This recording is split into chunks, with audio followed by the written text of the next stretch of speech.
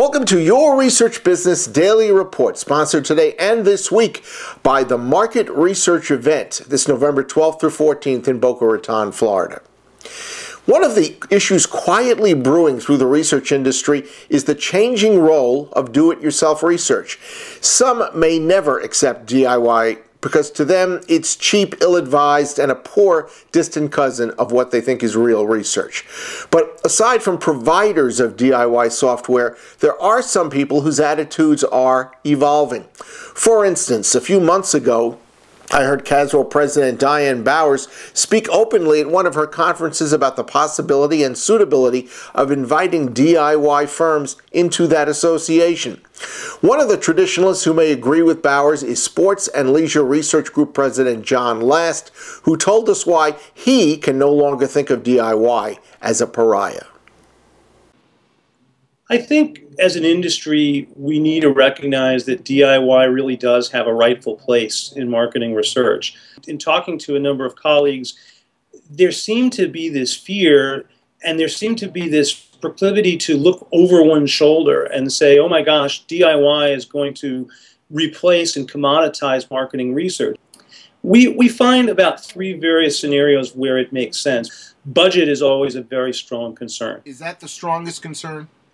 Typically, it is the strongest concern. It's that coupled with perhaps a lack of sophistication or understanding of all the nuance that goes into properly designing and executing a research study.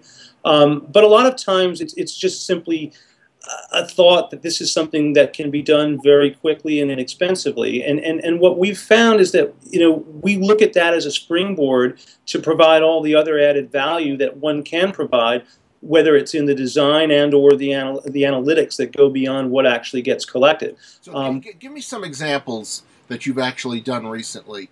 Sure. I mean, where you brought DIY into the equation. Well, we've got a number where we've actually done that, and one that I kind of cite is for a leading and well-known sports organization. It was very budget driven.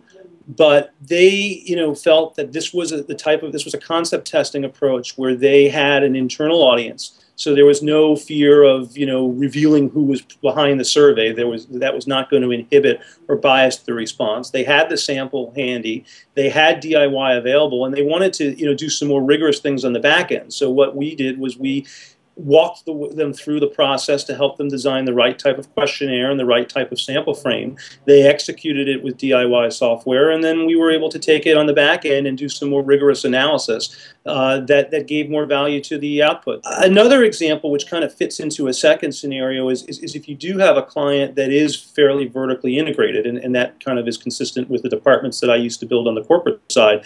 If you have a research department or a researcher within there who is very sophisticated and understands the methodology and really wants to immerse themselves more into the process itself and to the understanding and listening of what's going on out there, it becomes easier for them to say, okay, again, in this scenario, let's apply DIY, which will reduce certain hard costs that would be involved in the data collection and processing for that element. And then that enabled us in this particular scenario, this was for a sporting goods manufacturer, to do a much more rigorous multivariate type approach with a more full service attitude and approach to it on the back end. Our thanks to John for making his case. It's convention season, which means it's also time for awards. USAP is sponsoring the EXPLOR Award competition that recognizes breakthrough technology innovation and market research. Entries are being accepted, but only through this coming Friday, that's September the 14th. We have put up a link to this in our subscriber email alert and underneath this video screen. Winners are announced, by the way, at the Market Research event. Meanwhile, GfK announced it is sponsoring the second NextGen competition in collaboration with ARF. It's intended to inspire and empower undergraduates who are considered the next generation of market researchers. Entries for this competition are due October the 29th, and we are also linking to this in our email and directly below. That's your Research Business Daily Report, sponsored by the Market Research event this November 12th through 14th in Boca Raton, Florida. We're at the SMR Congress in Atlanta, and we'll be reporting from here tomorrow.